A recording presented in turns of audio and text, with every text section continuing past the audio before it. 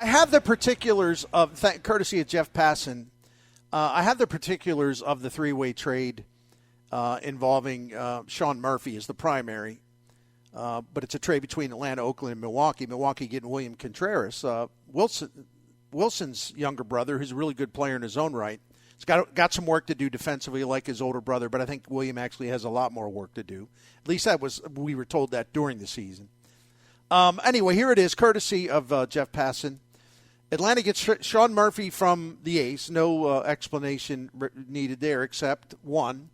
Well, why would they trade for a catcher when they were already set at catcher? Because they wanted to get they wanted to improve the catcher position, and Murphy was they believed the Braves believed Murphy was better, maybe even much better than the two catchers that they had, meaning Contreras and meaning Travis d'Arnaud. Again, that's debatable, but I'm just telling you what they wouldn't have made the trade unless they thought this is the guy that really sets them apart from what they had at catcher. All right. So here's the part it gets fuzzy from the standpoint that there's a lot of prospects. So I do not have the time right now on live radio to, kind of go to all of these different places like Baseball America, Baseball Prospectus, MLB Pipeline, to tell you how highly rated these prospects are. I'm just not capable of doing that right now. So Oakland trades Sean Murphy, the catcher, to Atlanta. Oakland gets left-handed pitcher Kyle Muller, outfielder, infielder, but just a great prospect. They list him as utility player because he is multi-positional. Esteury Ruiz, if I'm saying that wrong, I apologize. He was the key piece in the trade of Josh Hader to the Padres, and Ruiz coming back to the Milwaukee side. He was the key piece of that trade. Right-handed pitcher Freddie Tarnok, don't know him. Right-handed pitcher Royber Salinas, don't know him. And longtime Major League catching veteran Manny Pena. He goes to Oakland. So Oakland gets a pretty good bundle there, although not quite as much as I would have assumed given how much they wanted from the Cardinals. I don't know. Right? Yeah, I agree with you on that one. So Milwaukee gets William Contreras. They get a right-handed pitcher named Justin Yeager and a right-handed pitcher, Joel Payamps. And I don't know enough about him, so I'm not going to fake it, right? Oh, yeah. Look, there's a whole bunch of young guys that get moved around. Somebody likes somebody. We'll see what they all pan out, right? Yeah, and let me look something up real quick before I move on. Because, one thing I haven't done is I've never really I saw William Contreras play. Yeah. And he's 24 years old, almost 25. In fact, he's 25 on Christmas Eve. So he's about 4 or 5 years younger than his brother. But just to recap for people who are wondering, well, how good is he? I tell you what, man, 2022, at age 24, 97 games, nearly 400 plate appearances. He hit 20 home runs, and he slugged .506, and his OPS put him 38% above the league average offensively. Now, of course, he's playing in a hitter's yard, but the trade was great for him because he's probably going into a even better hitter's yard in Milwaukee. So, again, hell of a move by the Brewers. And you got to give them credit, tip of the cap. Yeah, I don't know. They have stockpiled a bunch of outfielders, so I guess they thought they could give up Esteury, if that's how you say his name. And again, I apologize for not knowing that. They were kind of like didn't have a lot of output offensively from the catcher position. Now they do. They're looking to upgrade. It makes it interesting. And to your point, I don't know all the names, but I know I've read enough about Milwaukee where they love a lot of their young outfielders, and that's where they're going to let those guys get a chance to play. A couple of these kids. We saw one, and I'm going to blank on his name, but he got called up at the end of last year, played a little bit in center field. Yeah, Garrett, yeah. Right. And he looks the part. Needed to get his feet wet. Wasn't overwhelming, but you just watched him play, and it's one of those guys, Bernie, when you watch him play a little bit, you go, oh. Once he figures it out, he's got a lot of weapons there. He can run, he can throw a little bit. Looks like he can hit for a little power and average. So they like him. And they got a couple other guys they like, too, in that organization because that's where their strength is in their young outfielders. So they're going to give him a chance to play. Where have we heard that before? Let our young outfielders get a chance to play. Yeah, that's right. Right. That's right. Yeah, his name. I just want to make sure I had his name right too. Garrett Mitchell. That's it. Yes. Thank you. He did well for them, and he's fast, man. He's one of the fastest players in baseball. So, where does this leave the NL Central? I think Milwaukee certainly has acquired a, best catcher they've had in a long time, and defensively, again, he's a work in progress. But boy, what a bat! And that bat will play very well at American Family Field. So, I think Milwaukee made its big move. But I'm going to have to take a look at their, and I don't think I'm going to do it today. I'll be more prepared tomorrow. I have to take a look at their depth chart as far as the rest of their lineup, or at least the potential lineup, to see exactly who's going to be framed as the starters in the outfield. You also have the situation at second base with Colton Wong having been traded to Seattle. Hunter Renfroe was traded. Jess Winker's on the way in. He's kind of a bum in Seattle. That doesn't mean he'll be a bum in Milwaukee. So there's been a lot going on with the Brewers. There was a lot of talk about them trading either Burns or Woodruff. And it was a situation where, both those guys have 2 more years before they become free agents. So the thought still is, even though that hasn't happened this offseason, it probably won't happen this offseason. But the thought is they'll trade at least one of those guys before they both go to free agency. They'll try to lock at least one of them up. Yeah, that's going to be an interesting watch with them. And does what took place with Josh Hader affect what they decide anymore with those pitchers? Knowing, all the storylines. Whoa, Hader ruined the locker room and this and that. I wouldn't think so, but you never know because it's new leadership there. So it's an interesting watch. I got a text on the text line for you, Bernie. It's asked, "Hey, Bernie, I thought the A's wanted major league ready players." Yeah, isn't that funny how that works? And there's 2 ways I can go with that. One would be that if that turned out to be not the case, exactly not the case, maybe there's some gray area there. Mm-hmm. Maybe the Cardinals have kind of modified their usual thing, where they wanted our top 28 prospects. The Dodgers got the same guy. They didn't even give up one of their top 5 prospects. So why are you saying they wanted everybody you have, prospect-wise? We talked about this at length, me making fun of it, and I do all the time. And it took us, and it only took me like 3 years to catch on to all that, but it took the rest of the media maybe 7, 8 years until they realized, well, wait a minute, no, they didn't ask for that. They didn't ask for that. So now maybe they've modified it to like, well, they wanted 3 major league players, young players, and we weren't willing to do that. Well, where are the major league players? Who's going to Oakland? Manny Pena in a 3-way, but I don't think that's what we were talking about, that kind of major league veteran. Very interesting, isn't it? It very much so is.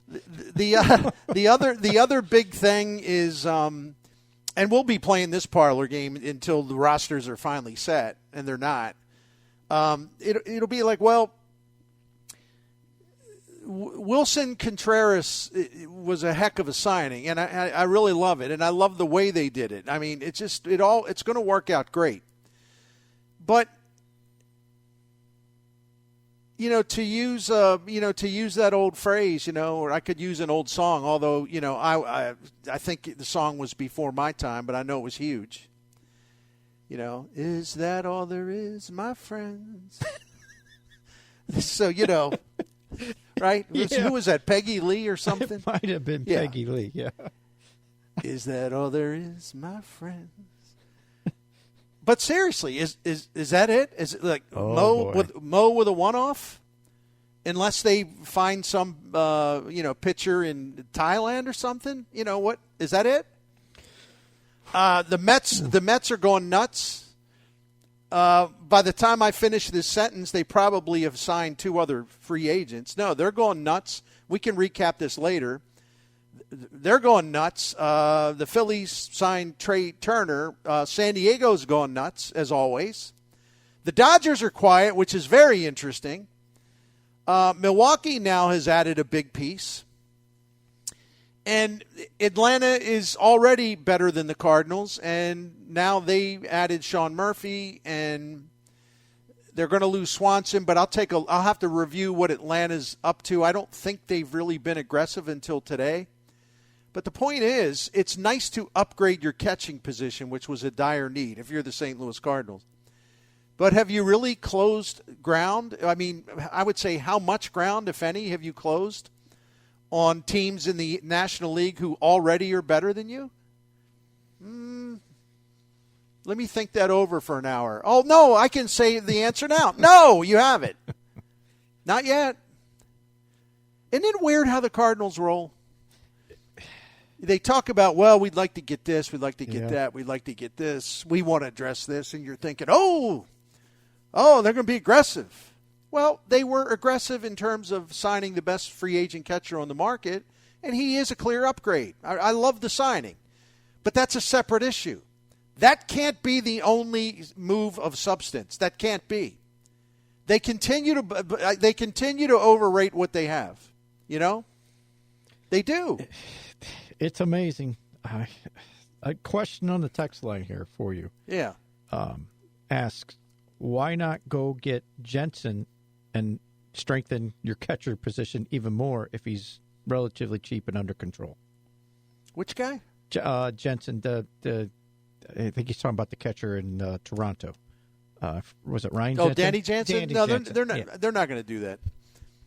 I'm not being critical of the idea, but they're not going to do that because they, one of the things that came out about that meeting in Orlando, Post-Dispatch did a good job reporting that stuff, is that the Cardinals were pretty adamant. They wanted an answer. They wanted an answer that they could trust from Contreras because they want him to catch more.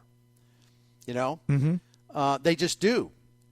They're not going to run him into the ground because no one can catch as many games as a younger Molina did. But they don't want him. Their plan is not like, oh, we'll give him a bunch of games at DH and everything will be fine. No, I mean, they want 120, 125, 130 games, maybe even a little more out of him.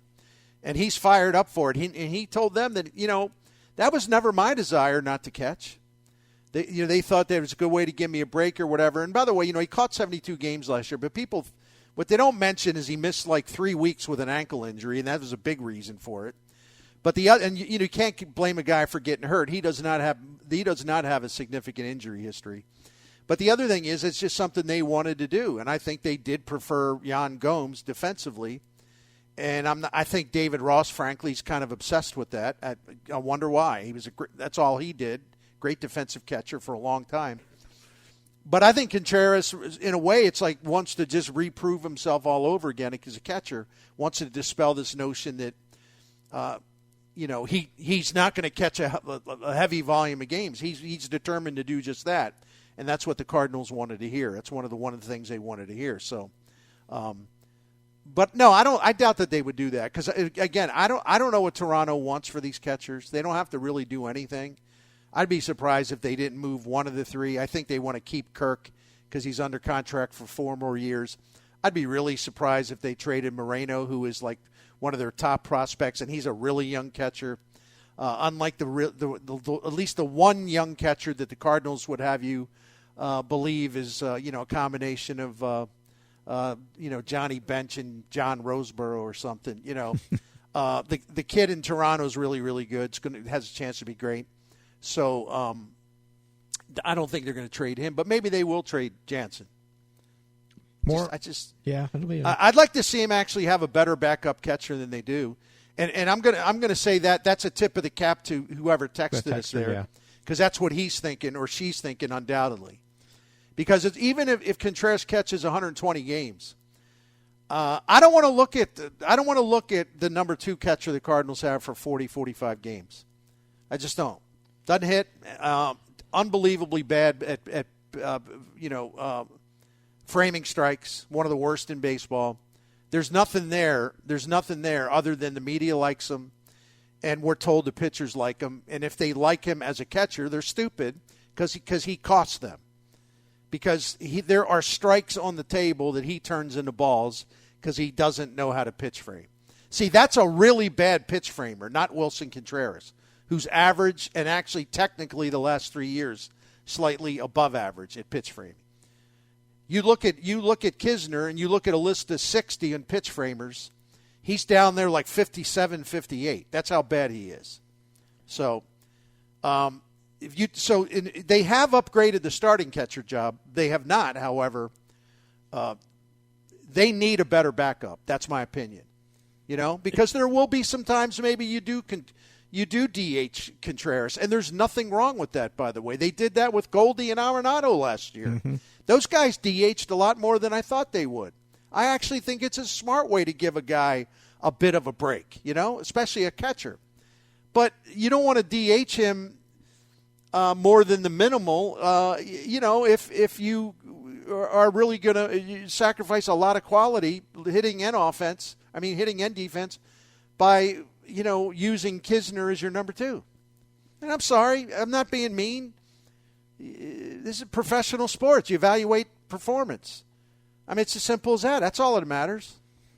I know this, as far as a backup catcher, if I had a guy that was really good defensively, I'd go, okay, good, I can deal with that as a backup. Or if a guy just flat out rakes, I can kind of deal with that as well because I know I can get a guy who can hit. It just, when you have something that's just there, I'm just not that excited about that. I got a couple more texts here for you. Sure. Bernie believed the Cardinals made a big mistake in not re-signing Jose Quintana, especially after meeting and discussing about Contreras. Quintana was a steady, reliable starter. Makes zero sense to me. I 100% agree. And again, they were just giving lip service to the fans and the media because they wanted to give the impression that they were really interested in bringing him back. They weren't. Oh, they would have brought him back. It's like, well, we'll give you a year and $5 million, and how about and then an option? But it's our option for a second year. Oh yeah, if that sure, they would have done that. But as soon as the second year came into it, they got their feet cold, which is really stupid and bizarre, because again, they only have one starting pitcher under contract beyond this year. So I'm still trying to figure out what would have been so insidious about a 2-year deal for Jose Quintana, right? Yeah, that's. We're not talking about a ton of money. I think it was 2 years, $26 million. Yep. I don't get it. I don't get it. So, how many years in a row have we heard? Well, we really like our pitching. We have a lot of pitchers. We're really deep. We have 7 starters, maybe 8 starters. How many years in a row we heard that? Right? Many, many, many. You're right. I don't get. Go ahead, man. I'm sorry. The other thing with Quintana, I mean, this is the guy you chose to start your game 1 of your playoff. Exactly. Anyway, what are you going to do with the rest of them? You don't have enough confidence in him to be your number 1 guy. You just let that guy walk. I was trying to find. I thought Derek Gould wrote a very revealing piece, and I'm sure we'll talk to Derek later in the week about this. But and by the way, some of the stuff written here, I want to make sure people know this up front. I am not criticizing the writer for writing it. The writer is actually explaining what the team believes, mm-hmm. and he's quoting the president of baseball operations. It doesn't mean he's endorsing the view. In fact, Derek Gould, for a beat writer, has been kind of sounding the alarm about their rotation as much as anybody. So just so we all know where he stands. But there were some. I read this over the weekend, and there was. I was a little taken aback, by sort of how they see their own pitching, and I'm looking at for some of these quotes here, talking about how this guy. Oh God, here it is. Montgomery and Flaherty. Quote from Mo: Montgomery and Flaherty have top of the rotation talent, and Miklasz does as well. Really? What happened last year? Montgomery and Flaherty have top of the rotation talent, and Miklasz does as well. Okay. And then you have a healthy Matz, true, and Waino back. You mean Waino, who had a terrible decrease in his strikeout rate and swing and miss rate? That guy? Well, it was all because of the stride, though. Oh, even though it was happening long before that? Yes. And I'm not knocking him. I'm just saying he'll be He's 40 years old, going to be 41 or maybe 42. I can't even keep track anymore. So Mo was talking about these guys that he says Montgomery and Flaherty have a top of the rotation talent, and Miklasz does as well. A healthy Matz and Waino back. The rotation can be pretty impressive. Mm-hmm. Okay? All right. Yeah. We're excited about what we think we have. The bigger thing is I hope we have really hard decisions at the end of camp. Now, how many times have we heard the same variation of that exact message? Year after year after year after year, I think. It really is. I mean, the last 2 years he said it, and by the end of July, the last 2 years, he was panicking because the pitcher breakdowns or bad performance, right? Yes. They don't have any strikeout pitchers, unless Flaherty's really Flaherty, as in 2019. They don't have high strikeout pitchers, although I think Matt's actually is pretty good in that area. But how is this all this top of the rotation talent? How is it a top of the rotation talent then? Why isn't the rotation better if the same guys are coming back? You know? And I do know that Flaherty could make a huge difference if, for whatever reason, he does bounce all the way back and he's as good as they hoped for all along, right? Yeah. And I think Miklasz is a fine pitcher, but let's not just, pretend he's a number one starter or something. I got to see more with Montgomery, although I genuinely liked what we saw. But what happened in the final month? Well, we just disregard that, huh? Part of the process. It should be counted. So anyway, I don't know. But they're very satisfied with their starting pitching, and it's just it's kind of like the whole here we go again thing, right? It really is. I mean, look, I'm not saying these are the same category of the guys who we just listed for this year, but I mean, just a couple of years ago, well, we've got KK, we got Ponce de Leon, Oviedo's going to be pitching here. John Gant's a candidate. No, don't do that again. Didn't we learn that the hard way? There's some guys we think we can mix and match and fill out the 3, 4, 5 spots. Texter says, by the way, Cards are not any better. Replaced Albert's offense with Contreras' offense, and they're just spinning their wheels right now. And that's a valid point. Now, I'm not going to sit here, and this isn't directed at who texted this because I appreciated the text. Yeah. I mean, Contreras has got a really good bat.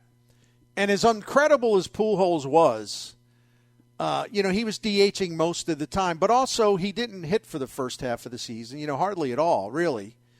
And Contreras had, I think, pretty much his best offensive season. So my point is, Contreras over a full year, was more than good enough to where you plug him in the lineup as a number 5 hitter, and it's a legit choice. But to the text messager's point, let's just say for the purpose of conversation, you look at Contreras' season, and it was a 128 OPS plus, which is 28% above league average offensively, and that's really good, especially for a catcher. Pujols was, he was 154 in terms of OPS plus, so he was better hitter. He was a better hitter, no doubt, than Contreras. But that was such a phenomenal thing. I don't think anybody expected it, and it's just remarkable what happened. But signing Contreras to what was your weakest position, especially on offense, and really bottom in the league the last 2 years offensively, or close to bottom, then to get a guy who's that far above average, I mean, that's a major upgrade because you got to remember you're upgrading a major area of need that has been a total, almost a total washout the last couple of years, except for Molina still being pretty good defensively. So when you match the player with the need, it's a pretty big deal, talking about Contreras and catcher. However, the overall point is right. If you with Pujols gone, not that there would have been any guarantee he would do anything close if he had come back, but with Pujols gone, you've gone a long way in at least having a lineup piece that you can count on that can be just mentioned like, well, he doesn't match up stat for stat with Albert, but he's pretty damn awesome in his own right, so let's just keep it at that. That's the fair thing to do, and I agree. Pardon me if I don't want to say, well, he's not. Boy, Contreras is good, but is he going to finish his career with the only player in baseball history with 700 homers, 3,000 hits, and more than one MVP? He's not going to do that, is he, Miklasz? See, that's why those comparisons get silly. It's not fair to the player. But the point's well taken. When one of your very best hitters retires and you replace him with a really good hitter who won't match what Albert did last year, I don't know if you're spinning your wheels because, I repeat, you had an urgent need for a catcher, and they got that. So you get bonus points for that. But as far as offense, you haven't really added to your offense if you're going to do the whole Contreras Pujols thing and kind of just saying, well, Contreras kind of fills that offensive void to a large extent. Okay, that's good, but what about getting better? Where's the getting better part? Other than they're counting on guys to get better, like we've talked about so many times. The outfielders in particular. Always counting on someone. Here's one other question off our text line. Bernie, all these prospects are great, but I think they need a veteran off the bench. Do you agree? Are we talking lineup? This says I'm assuming someone off the bench to go with the veterans. I don't know if they're talking about a infielder or an outfielder, but just too many prospects on the bench, meaning it could be a bad idea. I tell you the guy that I would take a hard look if we're talking about a bench player. But with this guy, he'd be a bench player, but he would also have to be more than a token bench player. I mean, you'd have to give him 300 at bats or so he would also have to stay healthy. And I'm talking about Michael Brantley. And unless he signed somewhere today, he was still available. I mean, this guy's 35 years old last year, and he did play in 64 games, and he had a high on-base percentage. His slugging has been dropping, which could be a warning sign. It was still over 400. But if you're talking about a veteran guy who'd be the type, I mean, he's very respected within the game. But you're talking about a veteran, experienced guy who's really, really smart, would have a lot to offer. It's like talking to, the Jordan Walkers and people like that. Mm-hmm. Brantley fits that profile. I don't know what kind of physical state he's in. He's had a terrible, terrible problem with injuries his whole career. I mean, 2 years ago, he had 508 plate appearances. And then in 2019 and 2018, he had over 600 plate appearances. So he was healthy there for a while. And then last year, it was only 277, so he missed a lot. And that's kind of been his history, except that nice stretch there where he didn't miss a lot that I just alluded to. None more from the text line. They keep coming in here. That's good. Why are the Cardinals so bad at evaluating talent, particularly their own? Is it their ego? Yeah, there's a trend there. Now, they also deserve some credit for some people. I mean, I think Brendan Donovan's a hell of a player. And I think it's kind of ludicrous for anybody to give up on Nolan Gorman, 22-year-old guy, a left-handed power bat, which are in short supply throughout the major leagues. I got high hopes for him yet. But no, they do overrate their own players. They've been doing that for a long time. They also don't know how to go get a relief pitcher. I mean, every now and then they hit one, like, Giovanni Gallegos in the Luke Voigt trade. That worked out well. But, yeah, they're now afraid. They're now afraid to go sign, like, premium relief pitchers, because they've gotten burned so many times. And they don't trust their own evaluation process, apparently.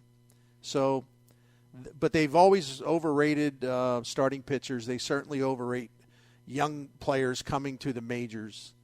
And it's been an ongoing problem. And then the other thing they do, too, is like they'll kind of settle when they have a chance to upgrade, like a pretty minor upgrade in terms of money and everything else, like to get a better backup catcher per se. They won't do stuff like that, which should be an automatic, Oh, yeah. So, no, I mean, there's a lot there that it just makes you scratch your head. It really is. One more, and then we'll try and get in a break here. Bernie, I think Jordan Walker is a wild card in this lineup. He is. How does a Conforto look for possibility in this lineup this year? That's a tough one for me to answer because I don't know where Conforto is physically. I don't. It's probably why he's still out there. I mean, dude missed a whole season and really had his 2020 season impacted, I do believe, by a shoulder injury, and he had to have surgery, and that's always a scary thing. So I don't know. I just don't know where he is. I think the injury thing is why I would stay away from him myself. Yeah. Just, again, if you got all these other guys with opportunities, let them go. And if you need to bring in Conforto later, he's still out there. I don't think. Yeah, I don't know what he's going to get. Yep. It's probably, I don't know whether he's going for a 1 year. I just don't know. And he's a Boris client, so I don't know. I mean, I don't mind the suggestion, but I apologize that I don't have an opinion on it because he's kind of a mystery man. Yep. And if you have Jordan Walker and he's ready to play, you play him. Yeah, that's the bottom line. And then if Jordan Walker can hold his own and be fine or better, I think you have enough in the outfield. I think he does. He is the wild card, and then he makes a big difference. Don't forget too. I don't even think that this is sticking up for the Cardinals, but I think it must be pointed out. To use my new phrase of the year, late in the year anyway, they have all of their prospect capital intact. They're going to be able to make trades during the season. I'm not saying they will. I'm not saying they'll be big enough. I'm not saying they'll be, earth-shaking trades. Not saying what kind of trades, but they will have everything they need to make such trades. So that's another thing to keep in mind. It doesn't have to be used now. Unless there's a rare opportunity that comes your way. And let's be realistic, Are they going to trade for Ohtani? No, they're not going to trade for Ohtani. I mean, I'm just saying, you got to stay grounded with the Cardinals for the most part. They'll surprise you every now and then, but like with Arenado. But that's because a team wanted to give them Arenado. And I think you say yes, please. Thank you. Yes.